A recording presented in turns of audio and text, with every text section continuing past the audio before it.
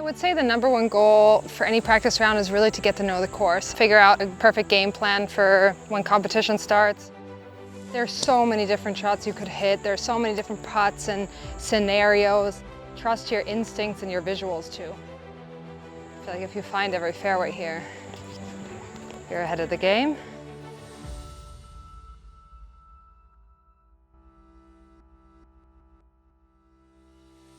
What's the number one goal for today, or any practice round, I guess? I would say the number one goal for any practice round is really to get to know the course. I have two things. I would say I want to get to know the course, obviously figure out a perfect game plan for when competition starts, where you want to be, where you really don't want to be.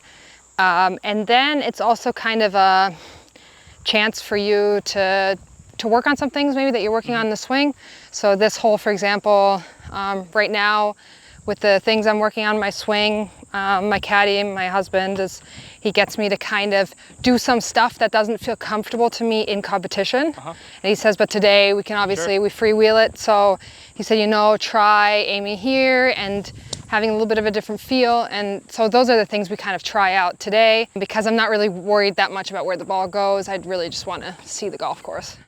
There's so many different shots you could hit. There's so many different putts and scenarios and whatnot. But I always feel like if I've seen the green from every side and I've kind of hit a couple putts up, a couple putts down in each direction, I feel pretty good about it. I think you're never going to get to the point where you say, oh, I know this perfectly. Right. That maybe comes if you play a course 8-9 times, then you start understanding that. But I feel like when you see it the first time, you just kind of have to trust the yardage book. We have a lot of information in there, and just kind of trust your instincts and your visuals too. So basically we put these like mock cups down, and you can kind of get an idea. You're obviously not going to put them in the middle of the slope, so you think about what are 4 pin positions that seem pretty likely. So you have a couple, maybe too short, too long, and kind of see maybe you have one sneaky tough pin that you feel like they might throw in there. But you never really know. That's a tough thing about playing an event for the first time, is you don't have any reference from previous years. So. Sure. So, but that bunker is it tucked on the left? You can't see it. I had a couple lessons and he was with me, and so just trying to get me to do certain things. He's obviously a really good player himself, so he sees all those things, and sometimes I have a very skewed idea of what actually happened versus what I think happened versus what actually happened. So it's kind of nice to see, and on video especially, he'll take the videos because he always wants to have evidence of it. That doesn't lie, right? Yeah. Exactly.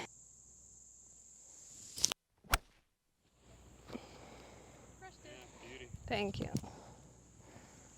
We do discuss, I think off the golf course, we obviously discuss swing things and anything that has to do with technique and how I'm hitting it.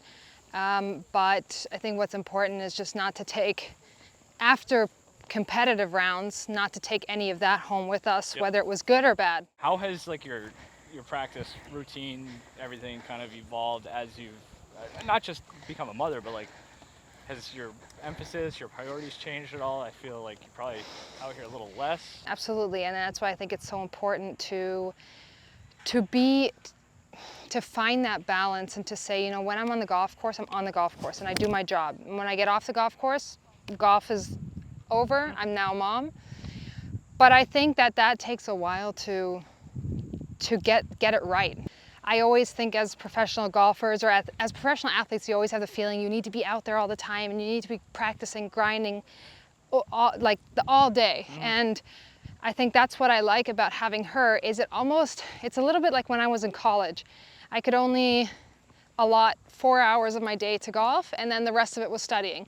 And I think that was great for my game, and so I actually feel like it helps me and just, keeps me focused on what I have to do. And it sounds like I've got it all down, but to be fair, some days are tougher than others, and then something goes on with her, and I would always choose her over golf every day. So sometimes I get done with the round and I go, I just want to play with her. And then maybe I had practice planned, but I go home and I'd rather spend some time with my daughter. It's the balance of German versus English. It's funny, I think sometimes. Yeah, I was gonna say. I know. Obviously, I I want you to hear some of the stuff we talk about, and it's not. We do speak English on the course sometimes, but I would say it's 80% German. Okay, well I appreciate that. Because that's what we speak at home, Yeah. and so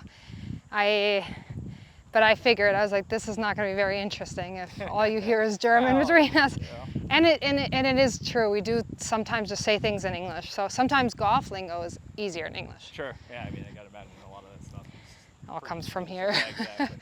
Swear in German, though, right? Everyone Swear in German. So, I mean, get, don't. like fines. Well, exactly. German swearing doesn't give you very many fines.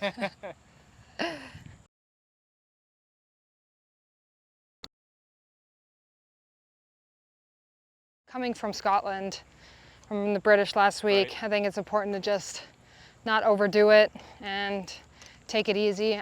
Especially jet lag, traveling with a little one, so much tougher than it was before. If I can see the front nine once, the back nine once, I'm good, and then he will usually walk the golf course, and then he'll kind of measure some stuff that we didn't get a chance to measure. He'll take a look at what some of the other girls are doing, some of the obviously things that he can't see from the tee box.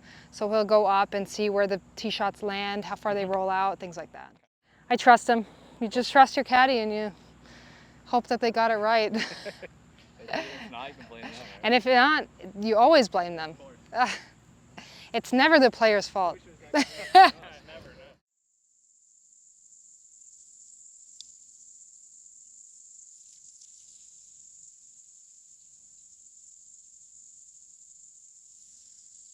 pretty quick.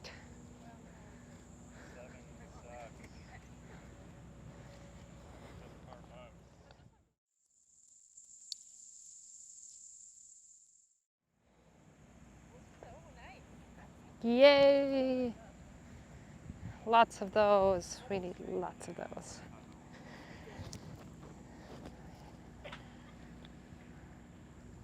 Thank you. Gute Woche. Ja, du auch. Viel Glück. Spiel gut. Have a good week. Ja. Dan. Ciao.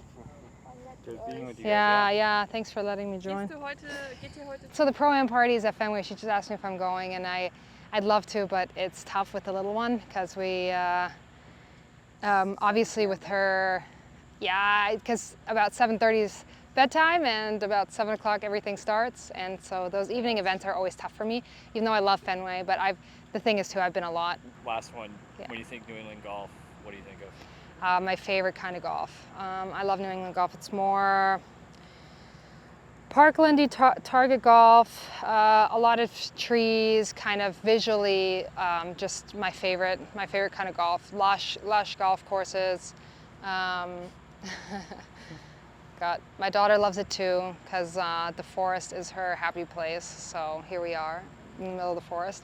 But yeah, I would say Northeast golf in general, but just around here, so many good golf courses, and yeah, just fun. Can't even get them all, play them all.